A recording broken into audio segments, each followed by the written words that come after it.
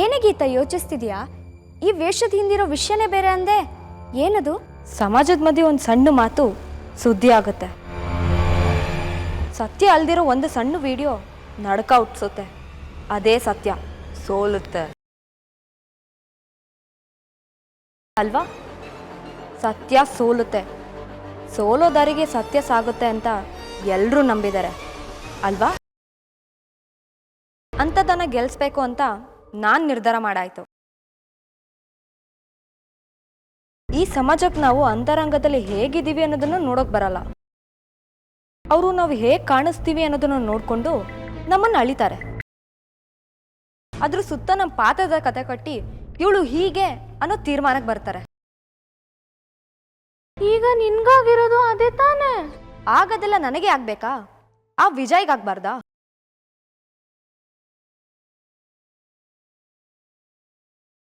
ನೋಡೋರ್ ಕಣ್ಣಿಗೆ ವಿಜಯ್ನೂ ಬೇರೆ ರೀತಿ ತೋರಿಸಿದ್ರೆ ಅವನಿಗೂ ನನ್ನ ಗತಿ ಬರುತ್ತಲ್ವಾ? ಆ ದುಡ್ಡಿರೋ ದೊಡ್ಡ ಮನುಷ್ಯನ ಏನು ಮಾಡ್ಕೊಳಕ್ಕಾಗಲ್ಲ ಅನ್ನೋದಕ್ಕೆ ತಾನೆ ನಾವು ಇಷ್ಟು ದಿನ ತೆಪ್ಪಗಿದ್ದಿದ್ದು. ದುಡ್ಡು ಅವ್ರ ಅಪ್ಪಂದು. ಅವ್ನು ದೊಡ್ಡ ಮನುಷ್ಯ ಅಲ್ಲ ಅನ್ನೋದು ನನಗೆ ಗೊತ್ತಿದೆ. ಆ ವಿಜಯ್ನ ಏನು ಬೇಕಾದರೂ ಮಾಡ್ಬೋದು. ಬೆಂಬಲಕ್ಕೆ ಅವ್ರ ಅಮ್ಮ ಇದ್ದಾರೆ, ಅಪ್ಪ ಇದ್ದಾರೆ. ನಾಳೆ ಸರ್ಕಾರನೂ ಬರ್ಬೋದು, ಸಮಾಜನೂ ಜೊತೆಗೆ ಸೇರ್ಬೋದು. ಸೇರಲ್ಲ. ಅವರೆಲ್ಲ ನನ್ನ ಜೊತೆ ಸೇರಿ ನನ್ನ ಪಕ್ಕ ನಿಂತ್ಕೊಳ್ಳೋ ಸಂದರ್ಭ ಬರುತ್ತೆ. ಯಾಕಂದರೆ ಎಲ್ರ ಕಣ್ಣಿಗೆ ನಾನು ವಿಜಯ್ನ ಬೇರೆ ರೀತಿನೇ ತೋರಿಸ್ತೀನಿ.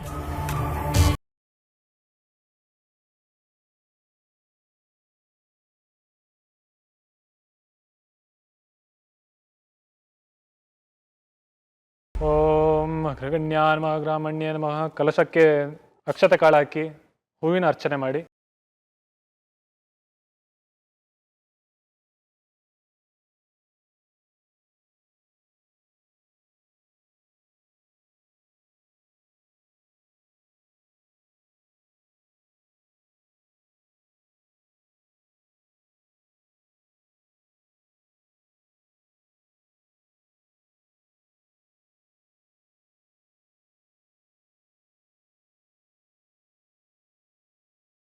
ಓಂ ಅಗ್ರಗಣ್ಯಾಯ ನಮಃ ಗ್ರಾಮಣ್ಯ ನಮಃ ಗಣಪಾನ್ಮ ಸ್ಥಿರಾನ್ಮ ವೃದ್ಧಾನ್ಮ ಶುಭಗಾನ್ಮಃ ಶೂರಾನ್ಮ ವಾಗೀಶಾನ್ಮ ಸಿದ್ಧಿದಾನ್ಮ ಕಾಂತಾನ್ಮ ಪಾಪಹಾರಿಣಿನ್ಮ ಕೃತಕಮಾನ್ಮಃ. ಓಂ ಶಾಂತಾನ್ಮ ಬ್ರಹ್ಮಚಾರಿಣಿಮ ಗಜಾನ್ಮ ನಿಸ್ತ್ಯಾನ್ಮಃ. ಓಂ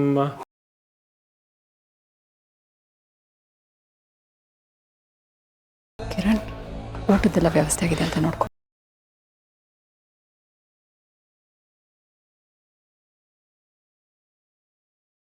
ಏನಾಯ್ತಣ್ಣ?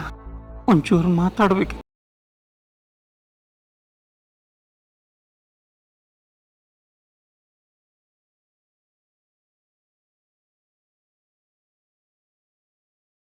ತಂಗಿವ ತಂಗಿವ ಏನಾಯ್ತಣ್ಣ? ತಂಗಿವ ಎಲ್ಲ ನೆಮ್ಮದಿಯಾಗಿ ನಡೀತಿದೆ ತಾನೇ? ಎಲ್ಲ ನೆಮ್ಮದಿಯಾಗೆ ನಡಿಬೇಕು. ಯಾಕೆ, ಏನಾದರೂ ತೊಂದರೆ ಆಗಲಿ ಅನ್ನೋದು ನಿನ್ನ ಉದ್ದೇಶನಾ? ಅಯ್ಯೋ ಯಾಕಮ್ಮ ಕೆಟ್ಟದನ್ನು ಪಲಕ್ತೀಯ? ನೋಡು, ನನ್ನ ಹೇಳೋದನ್ನು ಕರೆಕ್ಟಾಗಿ ಕೇಳು. ನೋಡು, ನನ್ನ ಎಡಗಣ್ಣು ಯಾಕೋ ಸಿಕ್ಕಾಪಟ್ಟೆ ಅದರ್ತಿದೆ ತಂಗಿವ. ನೋಡು. ಸರಿ, ನಾಳೆ ಬೆಳಿಗ್ಗೆ ಹೋಗಿ ಡಾಕ್ಟರ್ ಹತ್ರ ತೋರಿಸ್ಕೊ. ಸದ್ಯಕ್ಕೆ ಸುಮ್ಮನಿರ್ತೀಯಾ? ಹಾಗಲ್ಲ ತಂಗಿವ, ನಾನು ಸುಮ್ಮನಿದ್ದು ನೀನು ಸುಮ್ಮನಿದ್ರೆ ಅರ್ಚಕರು ಏನಾದರೂ ಅನಾಹುತ ಮಾಡಿಬಿಡ್ತಾರೆ ಅಂತ ಭಯ. ಪುರೋಹಿತರು ಏನು ಅನಾಹುತ ಮಾಡೋದಕ್ಕೆ ಸಾಧ್ಯ ಅಣ್ಣ? ತಂಗಿವ, ನಾನು ನೀನು ಇಬ್ಬರೂ ಸುಮ್ಮನಿದ್ದು ನಿನ್ನಿಂದೇನು ಸಿಗ್ನಲ್ ಬರಲಿಲ್ಲ ಅಂತ ಪುರೋಹಿತರು ನಿಶ್ಚಿತಾರ್ಥ ಶಾಸ್ತ್ರ ಮುಗಿಸ್ಬಿಟ್ರೆ ಆಮೇಲೆ ಆ ಗೀತಾ ಅನ್ನೋ ಪ್ರಾಬ್ಲಮ್ ಆಕ್ಟಿವ್ ಮೋಡಲ್ಲಿ ಉಳಿದು ಬಿಡುತ್ತೆ ತಂಗಿವ. ಅಲ್ಲಿ ತನಕ ಈ ರಾಯಚೂರು ಹುಡುಗಿ ಜೊತೆ ಮದುವೆ ದೊಡ್ಡ ಟೈಮ್ ಸಿಗುತ್ತೆ. ಆ ನಡುವಲ್ಲಿ ಗೀತೆ ಏನಾದರೂ ಮಾಡಿಬಿಟ್ರೆ ಅಲ್ವೇ? ಅಣ್ಣ, ಅದೆಲ್ಲ ನನಗೂ ಗೊತ್ತಿದೆ. ಟೈಮ್ ನೋಡಿಕೊಂಡು ಪುರೋಹಿತರು ಮಾತಾಡ್ತಾರೆ. ಅಯ್ಯೋ, ಇನ್ಯಾವ ಟೈಮ್ಗೋಸ್ಕರ ಕಾಯಬೇಕು ನನ್ನ ತಂಗಿವ? ನೋಡು, ನೀನೊಂದು ಕೆಲಸ ಮಾಡು. ನೀನು ಪುರೋಹಿತರಿಗೆ ಸಿಗ್ನಲ್ ಮಾಡು, ಅವರು ಮಾತುಕತೆ ಶುರು ಹಚ್ಕೊಳ್ಳಿ ತಂಗಿವ. ನಿಶ್ಚಿತಾರ್ಥದ ವೇದಿಕೆಯಲ್ಲಿ ಮದುವೆ ಅನ್ನೋ ಮಾತುಕತೆ ಶುರುವಾಯಿತು ಅಂತ ಎಲ್ಲರೂ ಒಂದು ಅರೆ ಕ್ಷಣ ಗಾಬರಿ ಆಗಿಬಿಡ್ತಾರೆ. ಆಮೇಲೆ ಎಲ್ಲರೂ ಒಂದು ನಿರ್ಧಾರಕ್ಕೆ ಬರ್ತಾರೆ ತಂಗಿವ. ಇದಕ್ಕೆಲ್ಲ ತುಂಬ ಟೈಮ್ ಬೇಕು ನನ್ನ ತಂಗಿಯವ. ಯೋಚನೆ ಮಾಡು. ಆಗಲಿ ಬಿಡು. ಅಯ್ಯೋ, ಏನಾಗಲಿ ನನ್ನ ತಂಗಿಯವ, ಅಷ್ಟರಲ್ಲಿ ಗೀತಾ ಬಂದ್ಬಿಟ್ರೆ ಅನ್ನೋ ಭಯ ನನ್ನದು. ಅವಳೆಲ್ಲಿ ಬರ್ತಾಳೆ? ಇಲ್ಲಿವತ್ತು ಪೂರ್ಣಿಮಾ ಮತ್ತೆ ವಿಜಯ್ದು ಮದುವೆ ನಡೆದೇ ಹೋಗುತ್ತಲ್ಲ. ಅಲ್ಲಿ ತನಕ ಟೈಮ್ ಇದೆಯಲ್ಲ ತಂಗಿಯವ. ನೋಡು, ನಿನ್ನ ಗುರೂಜಿ ಹೇಳಿರೋ ಪ್ರಕಾರ ಆ ಗೀತ ನಮ್ಮ ಮನೆಗೆ ಬರೋದು ವಿಜಯನ ಹೆಂಡತಿಯಾಗಿ. ಆ ಸಾಧ್ಯತೆಯನ್ನು ನಾವು ತಳ್ಳಿ ಹಾಕಬೇಕು ಅಂತಂದರೆ ರಾಯಚೂರು ಹುಡುಗಿ ಜೊತೆ ಆದಷ್ಟು ಬೇಗ ವಿಜಯನ ಮದುವೆ ನಡೀಬೇಕು. ಆ ಕೆಲಸ ಆದಷ್ಟು ಬೇಗ ನಡೀಲಿ ಅಂತ ನನ್ನದೊಂದು ಸಲಹೆ. ನಡೀತಿರೋದು ಬೇಗನೆ. ಇಷ್ಟಕ್ಕೂ ಗೀತಾ ಆಗಿರೋ ಆಘಾತದಿಂದ ಚೇತರಿಸ್ಕೊಳ್ಳೋದಕ್ಕೆ ಇನ್ನೂ 2-3 ದಿವಸ ಬೇಕಾಗುತ್ತೆ. ಅಷ್ಟರಲ್ಲಿ ನಮ್ಮ ವಿಜಯ ಸಂಸಾರ ಅದೇ ಶುರು ಮಾಡಿರ್ತಾನೆ. ಅಂದರೆ ಈಗ ಇನ್ನು 5 ನಿಮಿಷದಲ್ಲಿ ಪುರೋಹಿತರು ವಿಷಯಕ್ಕೆ ಬರ್ತಾರೆ. ಮದುವೆ ವಿಷಯ ಪ್ರಸ್ತಾಪ ಆಗುತ್ತೆ. ನೀನು ಅದ್ರ ಬಗ್ಗೆ ಎಲ್ಲ ಏನೂ ಚಿಂತೆ ಮಾಡಬೇಡ ಅಣ್ಣ. ಹಾಂ ಬಿಟ್ಟೆ, ನಾನೇನು ಯೋಚನೆ ಮಾಡೋದಿಲ್ಲ, ಬಿಟ್ಟೆ. ನಡೀತಿರೋ ಈ ಮನೆ ಒಳ್ಳೆಯದಕ್ಕೆ ಯಾವುದೇ ಕೆಟ್ಟದ್ದು ಆಗದೇ ಇರಲಿ ಅಂತ ನನ್ನ ಯಾಚನೆ ಅಷ್ಟೇ.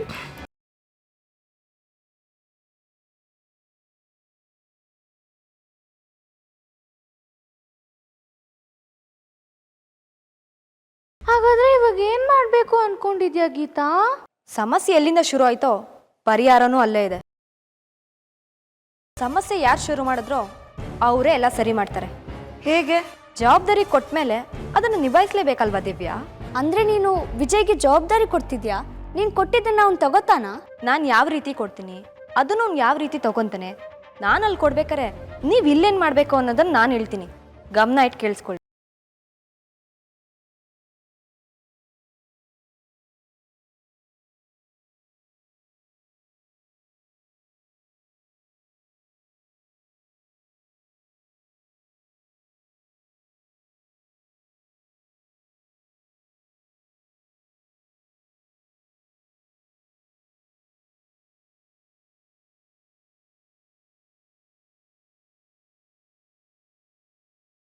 ಸೊ ಈಗ ನಾನೇನು ಮಾಡಕ್ಕೆ ಹೊರಟಿದ್ದೀನಿ ಅನ್ನೋದು ನಿಮ್ಗೆ ಗೊತ್ತಾಯ್ತಲ್ವಾ? ಬೇಡ ಕಣೆ ಗೀತಾ, ಹಳ್ಳ ಅಂತ ಗೊತ್ತಿದ್ರು ಬೀಳ್ತಾ ಇದೆಯಾ ಕಣೆ. ಅವ್ರು ಸಮಾಧಿ ಕಟ್ಬಿಡ್ತಾರೆ ಕಣೆ. ಹಾಗಂತ ನಾನು ಸುಮ್ಮನೆ ಇದ್ರೆ ಇಲ್ಲೇ ಸಮಾಧಿ ಆಗ್ತೀನಿ. ಹಾಗಾದ್ರೆ ನೀನ್ ಇವಾಗ ಹೋಗ್ತಾ ಇರೋದು ಡೈರೆಕ್ಟ್ ಆ ವಿಜಯ್ ಮನೆಗೆ.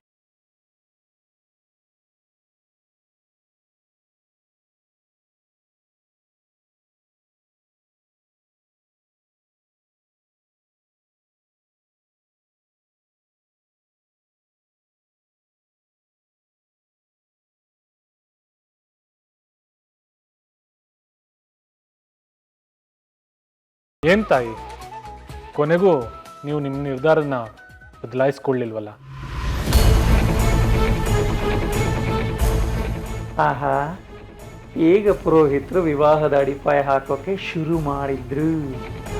ಯಾವ ನಿರ್ಧಾರ ಸ್ವಾಮಿಗಳೇ? ಶುಭ ಕಾರ್ಯದ ನಿರ್ಧಾರ. ಈಗ ಆಗ್ತಾ ಇರೋದು ಅದೇನೇ ಅಲ್ವಾ ಸ್ವಾಮಿಗಳೇ? ನಿಶ್ಚಿತಾರ್ಥ? ನಾನು ಮಾತಾಡ್ತಾ ಇರೋದು ನಿಶ್ಚಿತಾರ್ಥದ ಬಗ್ಗೆ ಅಲ್ಲ ಪ್ರಜಾಪತಿಗಳೇ, ಮತ್ತೆ ಮದುವೆ ಬಗ್ಗೆ.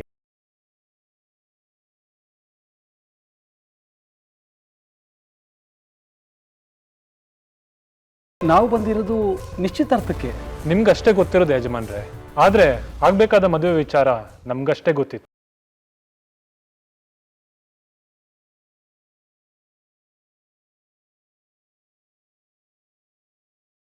ಬಾನು, ಇವ್ರು ಏನ್ ಮಾತಾಡ್ತಾ ಇದಾರೆ? ಅದನ್ನು ನಾನೇ ಬಿಡಿಸಿ ಹೇಳ್ತೀನಿ ರಾಯರೇ. ನಿಮ್ಮ ಮಗರಾಯನಿಗೆ ದೊಡ್ಡ ಕಂಟಕ ಇದೆ.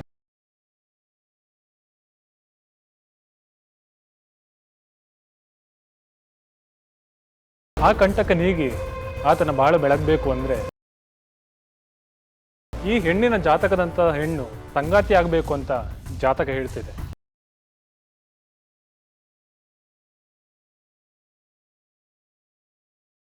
ಅದನ್ನ ಜಾತಕನೇ ತೋರಿಸ್ತಿದೆ ಅಂತ ಗುರುಜಿನೇ ಹೇಳಿದ್ರು. ಅದು ಗೊತ್ತಿರೋ ವಿಷಯ ಸ್ವಾಮಿಗಳೇ. ಅದಕ್ಕೆ ನನ್ನ ಹೆಂಡತಿ 2,500 ಜಾತಗಳನ್ನು ನೋಡಿ ಈ ರಾಯಚೂರಿನ ಹೆಣ್ಣೆ ವಿಜಯನ ಸಂಗಾತಿ ಆಗ್ಬೇಕು ಅಂತ ನಿರ್ಧಾರ ಮಾಡಿದ್ದು. ನಿರ್ಧಾರ ಸರಿರಾಯರೇ, ಆದ್ರೆ ನಿಶ್ಚಿತಾರ್ಥ ಸರಿಯಲ್ಲ.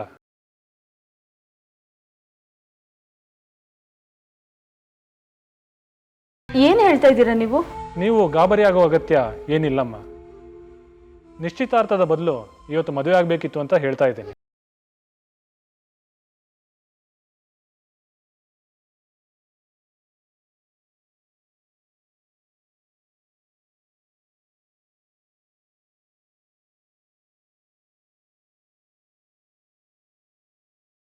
ಅದಾದ್ಮೇಲೆ ಅದನ್ನು ಅದ್ದೂರಿಯಾಗಿ ಆಗೇ ಆಗುತ್ತಲ್ವಾ ಪುರೋಹಿತರೆ? ಆಗುತ್ತೆ ನಿಜ, ಆದ್ರೆ ಈ ಮುಹೂರ್ತ ಮತ್ತೆ ಸಿಗುತ್ತಾ? ಈ ಮುಹೂರ್ತ ಎಷ್ಟು ಗಟ್ಟಿಯಾಗಿದೆ ಅಂದ್ರೆ ನಿಮ್ಮ ಮಗ ಈ ಕನ್ಯೆ ಕೊರಳಿಗೆ 3 ಗಂಟೆ ಹಾಕ್ದ ಅಂದ್ರೆ ಈ ಬಂಧ ಏಳೇಳು ಜನ್ಮಕ್ಕೂ ಉಳಿಯುತ್ತೆ. ಅಷ್ಟೇ ಅಲ್ಲ ರಾಯರೇ, ನಿಮ್ಮ ಮಗನ ಜಾತಕದಲ್ಲಿರೋ ಗಂಡಂತರ ಏಳೇಳು ಜನ್ಮಕ್ಕೂ ಹತ್ರ ಸುಳಿಯಲ್ಲ. ಅಪಾಯ ಶಾಶ್ವತವಾಗಿ ತಪ್ಪುತ್ತೆ, ಅದು ಮುಖ್ಯ. ಇದನ್ನೇ ನಿಮ್ಮ ಶ್ರೀಮತಿಯವ್ರ ಹತ್ರ ನಾನು ಮಾತಾಡಿದ್ದೆ. ನನ್ನ ಪ್ರಕಾರ ಸಣ್ಣದಾಗಿ ಇವತ್ತು ಮದುವೆನೇ ಮಾಡ್ತಾರೆ ಅಂತ ಅನ್ಕೊಂಡಿದ್ದೆ. ಇಲ್ಲಿ ನೋಡಿದ್ರೆ ನಿಶ್ಚಿತಾರ್ಥನೇ ಮುಂದುವರಿಯೋದು ನೋಡಿ ತಡ್ಕೊಳಕ್ ಆಗ್ತಾ ಇಲ್ಲ. ಅದಕ್ಕೆ ನಿಮ್ಮ ಮೌನ ಮುರಿಯೋಕ್ಕೋಸ್ಕರ ನನ್ನ ಮಂತ್ರ ಮುರಿಬೇಕಾಯ್ತು.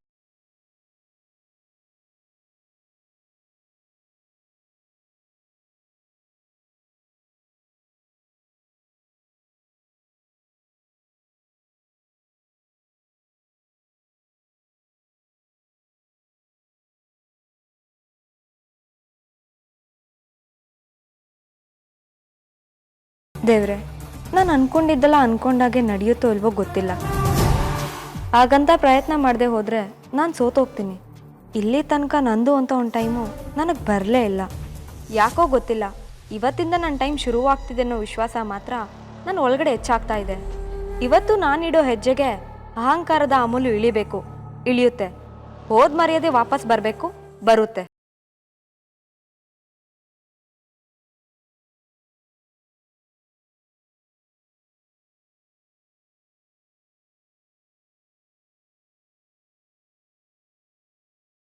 ಭಾನು, ಏನಿದೆಲ್ಲ? ಅಲ್ಲ, ನಿಮಗೆಲ್ಲ ನಾನು ನಿಶ್ಚಿತಾರ್ಥ ಅಂತಲೇ ಹೇಳಿದ್ದೀನಿ. ಹೆಣ್ಣಿನ ತಂದೆ ತಾಯಿ ಕೂಡ ಇವತ್ತು ನಿಶ್ಚಿತಾರ್ಥ ಅಂದ್ಕೊಂಡೆ ಮನೆಗೆ ಬಂದಿದ್ದಾರೆ. ಈಗ ಇದ್ದಕ್ಕಿದ್ದ ಹಾಗೆ ಮದುವೆ ಅಂತ ಹೇಳಿದ್ರೆ ಯಾರು ಹೇಗೆ ತಗೋತಾರೋ ಅಂತ ಗೊತ್ತಿಲ್ಲ. ಅಲ್ಲ ತಾಯಿ, ಮುಜುಗರಕ್ಕೆ ಬಿದ್ದು ಮಗನ ತಲೆ ಮೇಲಿರೋ ಆಪತ್ತನ್ನ ಅಲ್ಲಿ ಆಡ್ಕೊಳಕ್ಕೆ ಬಿಡ್ತಿರಲ್ಲ ತಾಯಿ. ಇವತ್ತು ಎಷ್ಟು ಒಳ್ಳೆ ಮುಹೂರ್ತ ಇದೆ ಅಂದ್ರೆ, ಈ ಲಗ್ನದಲ್ಲಿ ನಿಶ್ಚಿತಾರ್ಥದ ಉಂಗುರ ಹಾಕೋ ಬದಲು ಸಣ್ಣದಾಗಿ ಒಂದು ತಾಳಿ ಕಟ್ಟಿದ್ರೆ ಕಾಣೋ ಗಂಡಂತರ ಜೊತೆ ಕಾಣದ್ದು ಏನು ಇದ್ರೂ ಅದು ಒದ್ಕೊಂಡು ಹೊರಟೋಗುತ್ತೆ. ಅಂಥದ್ರಲ್ಲಿ ನೀವಿದನ್ನ ಬಿಡ್ತಾ ಇದ್ದೀರಲ್ಲ, ಯಾಕೋ ಬೇಜಾರಾಗ್ತಾ ಇದೆ. ಭವಿಷ್ಯದ ಬಂಧಕ್ಕೆ ಬಾಂಧವ್ಯಕ್ಕೆ ಕೊರೆ ಬರದಿರೋ ಹಾಗೆ ಗೆರೆಗೀಚೋ ಗಳಿಗೆನ ಬಿಡಬೇಡಿ ಅನ್ನೋದು ನನ್ನ ವಿನಮ್ರ ಕೋರಿಕೆ.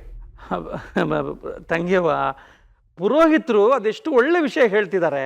ಅಂದರೆ ವಿಜಯ್ ಮತ್ತು ಪೂರ್ಣಿಮಾ ಮದುವೆ ಆಗಿ ಅವರ ಜೀವನ ಚೆನ್ನಾಗಿರಲಿ ಅಂತ ಪಾಪ ಅವ್ರದ್ದೊಂದು ವಿಚಾರಧಾರೆ ಅಲ್ವಾ ಪುರೋಹಿತ್ರೆ? ತಂಗೆವ, ನೀನು ನೋಡಿದ್ರೆ ಯಾಕೋ ನೆಗ್ಲೆಕ್ಟ್ ಮಾಡ್ತಿದ್ಯಲ್ಲ ತಂಗೆವ. ಹಾಗಂತ ಈಗ ಮದುವೆ ಮಾಡಿಸಿ ಅಂತ ಹಠ ಇಟ್ಕೊಂಡು ಕೂರೋದಕ್ಕಾಗತ್ತಾ ಅಣ್ಣ? ಇವರು ಮಾಮೂಲಿ ಮನುಷ್ಯರಲ್ಲ, ಮಂತ್ರಿ ಅನ್ನೋದನ್ನ ನೆನ್ಪಿಟ್ಕೋ. ಇವತ್ತು ಇಲ್ಲಿ ಮದುವೆ ನಡೆಯೋದು, ಗುಟ್ಟಾಗಿ ನಡೆದು ಮಂತ್ರಿ ಮಗನ ಮದುವೆ ಅಂತ ನಾಳೆ ಪೇಪರ್ನಲ್ಲಿ ಬರೋದು. ಇದ್ರ ಬಗ್ಗೆ ನ್ಯೂಸ್ ಚಾನೆಲ್ಗಳಲ್ಲೆಲ್ಲ ನೆಗೆಟಿವ್ ಆಗಿ ಡಿಸ್ಕಷನ್ ನಡೆಯೋದು. ಎಲ್ಲರೂ ಬಂದು ಇವ್ರ ಮೂತಿಗೆ ಮೈಕ್ ಹಿಡಿಯೋದು, ಬೇಡದ ಪ್ರಶ್ನೆಗಳನ್ನ ಕೇಳೋದು. ಇದೆಲ್ಲ ನಮಗೆ ಬೇಕಾ? ಅದೆಲ್ಲ ಬಿಡಣ್ಣ. ಮಂತ್ರಿ ಮಗನ ಮದುವೆ ಮನೇಲಿ ಈ ರೀತಿ ಒಂದು 10 ಜನರ ಮುಂದೆ ನಡೀತು ಅಂತ ಗೊತ್ತಾದ್ರೆ ಇವ್ರ ಪ್ರತಿಷ್ಠೆ ಏನಾಗಬೇಕು? ಮಗನ ಭವಿಷ್ಯ ಗಂಡಾಂತರ ಅಂದ್ಕೊಂಡು ಗಂಡನ ಪ್ರತಿಷ್ಠೆ ಮರ್ತು ಬಿಡ್ಲಾ? ಮರಿಬೇಕು ಬಾನು. ಜೀವ ಮುಖ್ಯ, ಜೀವನ ಮೊದಲು, ಪ್ರತಿಷ್ಠೆ ಆಮೇಲೆ ಬರೋದು.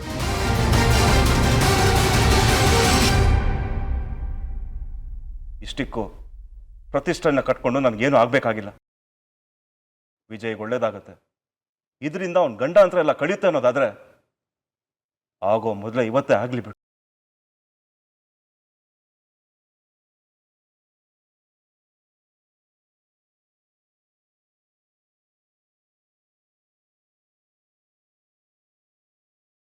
ರೀ, ಎಂಥ ಮಾತು ಅಂತ ಆಡ್ತಾ ಇದ್ದೀರಾ?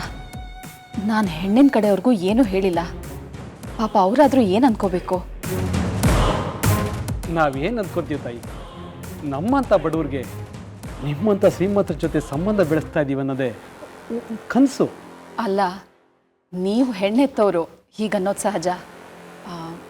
ಆದರೆ ಪೂರ್ಣಿಮಾ ಇಲ್ಲಿ ತನಕ ಅವಳಕ್ಕೂ ನನ್ನಲ್ಲೂ ಇತ್ತು ಒಂದು ಬಿಡಿಗಾಸು ಖರ್ಚು ಮಾಡಿದೆ, ನಿಮ್ಗೆ ಯಾವ ಮಟ್ಟದಲ್ಲೂ ಸರಿಸಮ ಅನ್ನಿಸ್ಕೊಳ್ದೆ ನಿಮ್ಮ ಮನೆಗೆ ಸೊಸೆಯಾಗಿ ಬರೋದು ನನಗೂ ಒದ್ದಾಟ ಆಗಿತ್ತು. ಆದರೆ ಇವತ್ತು ನಿಮ್ಮ ಮಗನ ಗಂಡಾಂತರ ಕಳೆಯೋ ಹೆಣ್ಣು ನಾನು ಅಂತ ಗೊತ್ತಾದ್ಮೇಲೆ ನಮ್ಮ ಕಡೆಯಿಂದಲೂ ನಿಮ್ಗೇನೋ ಸಹಾಯ ಆಗ್ತಿದೆ ಅನ್ನೋ ಭಾವ, ನಮ್ಮ ಸಂಸಾರಕ್ಕೆ 7 ಜನ್ಮಕ್ಕೂ ಯಾವುದೇ ರೀತಿ ತೊಂದರೆ ಬರಲ್ಲ ಅನ್ನೋ ನೆಮ್ಮದಿ ಎರಡೂ ನನಗೆ ಸಿಗ್ತಾ ಇದೆ. ನೀವು ಈ ಕ್ಷಣದಲ್ಲೇ ನಂಗೆ ತಾಳಿ ಕಟ್ಸಿದ್ರು ಅದಕ್ಕೆ ನನ್ನ ಮನಸಾರೆ ಒಪ್ತೀನಿ. ತಂಗೆವ ಹುಡುಗಿನೇ ಒಪ್ಪಿ ಕೊಟ್ಟ ಮೇಲೆ ಬಾವಜಿ ನೀವೇನಂತೀರ? ಬಂಗಾರ ಬೆರಳುಗಲ್ಲ, ಕೊರಳಿಗೆ ಬೀಳಬೇಕು. ಇವತ್ತಾಗೋ ಮದುವೆ ಆಗಲಿ, ಆಮೇಲೆ ಅದ್ದೂರಿಯಾಗಿ ರಿಸೆಪ್ಷನ್ ಇಟ್ಕೊಳ್ಳೋಣ. ಅಲ್ಲ, ಇದಕ್ಕೆ ಅಳಿಯಂದ್ರು ಏನಂತಾರೋ ಏನೋ. ಅವನ್ ಚಿನ್ನದಂತ ಮಗ, ನನ್ನ ಅಳಿಯ ಬೇರೆ ಕೇಳ್ಬೇಕಾ? ಅವನು ಹೆತ್ತೋರು ಹೇಳೋದನ್ನ ಗೆರೆ ದಾಟದಂತೆ ಕೇಳುವಂತ ಧೀರ ಅವನು. ಪುರೋಹಿತ್ರೆ ಏನ್ ನೋಡ್ತಿದ್ದೀರಾ? ಶುರು ಹಚ್ಕೊಳ್ಳಿ. Engagement stop, wedding start.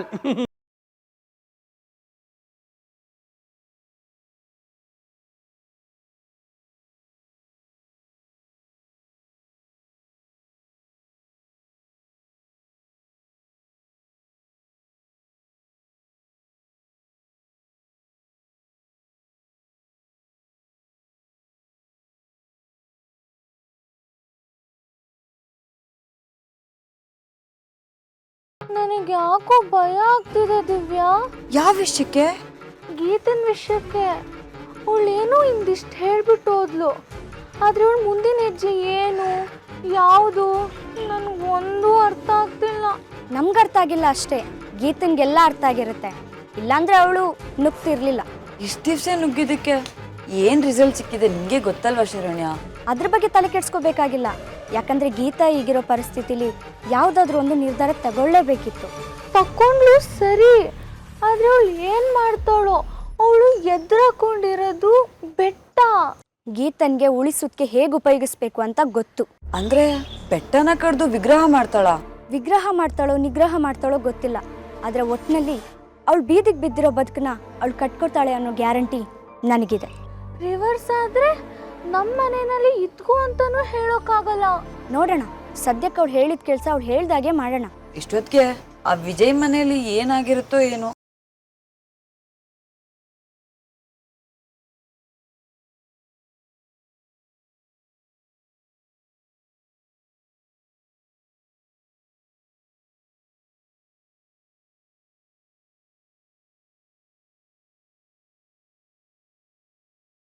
ಮಾಡಿ ಮಾಡಿ ಮಾಡಿ ಯಾರ್ಯಾರು ಎಷ್ಟೆಷ್ಟು ಒಳ್ಳೆ ಆಶೀರ್ವಾದ ಮಾಡೋಕ್ಕಾಗುತ್ತೆ ಎಲ್ಲರೂ ಮಾಡಿ. ನಿಮ್ಮ ಹರಕೆ ಹಾರೈಕೆಗಳೆಲ್ಲ ತಾಳಿ ಮೇಲೆ ಬೀಳಲಿ, ಇವರ ಸಂಸಾರ ಆನಂದ ಸಾಗರದಿ ತೇಳಲಿ.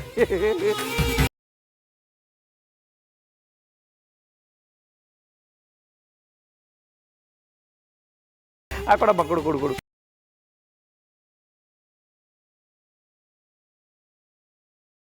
ಅಮ್ಮ ನೀನು ಆಶೀರ್ವಾದ ಮಾಡ್ಬಿಡು. ಅಯ್ಯೋ ಬೇಡಪ್ಪ, ನನಗಂತೂ ಯಾವ ಹುಡುಗಿ ಕೊರಳಿಗೆ ಕಟ್ಟ ಭಾಗ್ಯ ಭಗವಂತ ನನಗೆ ಕರುಣಿಸಿಲ್ಲ.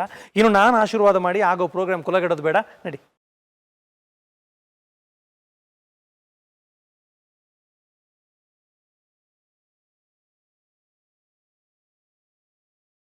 ಇವತ್ತೇ ಈ ಮದುವೆ ನಡೆಯುತ್ತೆ ಅಂತ ನನ್ನ ಕನಸಲ್ಲೂ ಅಂದ್ಕೊಂಡಿರ್ಲಿಲ್ಲ ರೀ. ನೀವು ದೊಡ್ಡ ಮನ್ಸು ಮಾಡಿದ್ರಿ, ನಡೀತಾ ಇದೆ ನೋಡಿ. ದೊಡ್ಡ ಮನಸ್ಸು ನಿಂದು ಬಾನು. ಎಲ್ಲಾನು ಮಾಡಿ ಕೊನೆಗೆ ಸುಮ್ಮನೆ ಆಗ್ಬಿಡ್ತೀಯ ನೋಡು. ಸಮಸ್ಯೆ ಇದೆ, ಅದನ್ನು ನಿವಾರಿಸೋ ಪರಿಹಾರನೂ ಇದೆ ಅಂದಮೇಲೆ ಆ ಕೆಲಸನ ಪಟ್ ಅಂತ ಮಾಡಿ ಮುಗಿಸ್ಬಿಡ್ಬೇಕು. ನಾನು ನಿಮ್ಮ ಘನತೆ ಗೌರವ ಅಂತೆಲ್ಲ ಯೋಚನೆ ಮಾಡಿಬಿಟ್ಟೆ ರೀ. ಇಲ್ಲಿ ಘನತೆಗಿಂತ ಮಮತೆ ಮುಖ್ಯ ಬಾನು.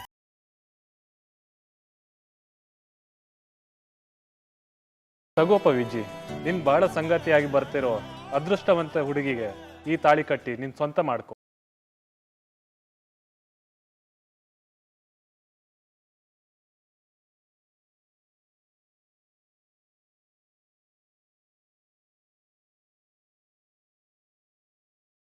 ಅಪ್ಪ ತಂದೆ, ತಾಳಿ ಕಟ್ಟಬೇಕಾಗಿರೋದು ನೀನು.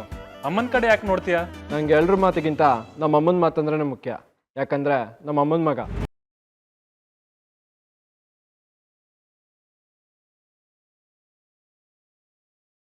ಕಟ್ಟು ಮಗನೆ, ಇವತ್ತಿಂದ ನಿನ್ನ ಬದುಕು ಬೇರೆನೇ ಆಗುತ್ತೆ.